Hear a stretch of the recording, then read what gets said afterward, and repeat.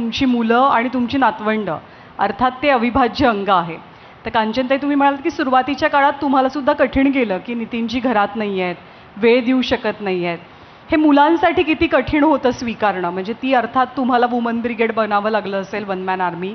खूप कठीण होतं, खूपच कठीण होतं. जेव्हा मुंबई पुणे एक्सप्रेसवे बनला त्यावेळेला माझा मुलगा, म्हणजे तेव्हा अगदी छोटे छोटे होते. तर एकदा निखिलनी, तो 4थीमध्ये होता तेव्हा हे मिनिस्टर होते, PW मिनिस्टर, आणि लिटरली 2-2, 3-3 ट्रिप झाल्या तरी मुलांची यांची भेट नाही व्हायची. तर एकदा एका दिवाळीमध्ये निखिलनी यांचे पाय बांधून ठेवले पलंगाला आणि वरती समोर पाटी लिहिली की आज बाबा कोणालाही भेटणार नाहीत. आणि याच्यानंतर ते सोनक म्हणून PA होते, ते आले म्हणे की म्हटलं काही आज किती दिवस झाले मुलांना बाबा भेटले नाही, त्याच्यामुळे त्यांनी हे केलं असेल. एक नागरिकशास्त्रामध्ये आई वडील 2 मुलाचं चित्र होतं. खूपदा भेट नाही झाली तर मग त्यांना ते चित्र त्यांनी फॅक्स केलं. मग फॅक्स मशीन नवीन होती की बाबा आपण असं कधीतरी राहायचं का. त्याच्यामुळे मला दुहेरी भूमिका त्यावेळेला पार पाडावी लागायची. मुलं ओळखायची की आमचा वाढदिवस त्यांच्या बाबांच्या लक्षात नाही आहे, तू आज फोन करून सांगितलेलं आहे की आज माझा वाढदिवस आहे, तुम्ही फोन करा म्हणून.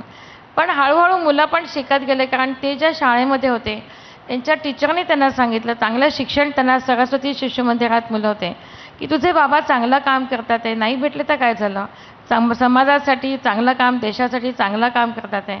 हळूहळू मुलांना त्याची सवय झाली.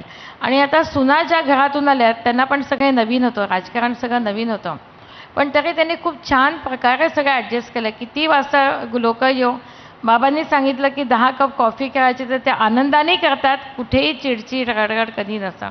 त्याच्यामुळे त्यांच्या राजकारणाला या कुटुंबाचा हातभार लागल्याशिवाय शक्य नव्हतं. या घरातला जो आनंद आहे हा प्रेम, जिव्हाळा, विश्वास, नातेसंबंध सगळ्यांनी मिळून राहणं ही पण खूप मोठी संपत्ती आहे. आणि आम्ही खरोखर नशीबवान आहोत की आम्ही सगळे एकत्र दर वर्षातून कुठे फिरायला जातो, राहतो, आणि त्याच्यातला आनंद वेगळाच आहे. पण आता मुलंही आपल्या आपल्या बिझनेसमध्ये आहेत, कामात आहेत, सगळे एकत्र येणं कठीण जातं कधी कधी.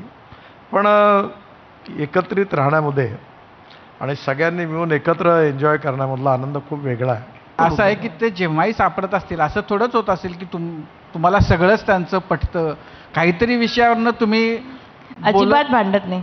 मी उलट माझ्या प्रोजेक्टबद्दल त्यांना काही सांगते, काही अडचणी असतील, पैसा मागत नाही, पण काही अडचणी ह्याच्यामध्ये मी काय करू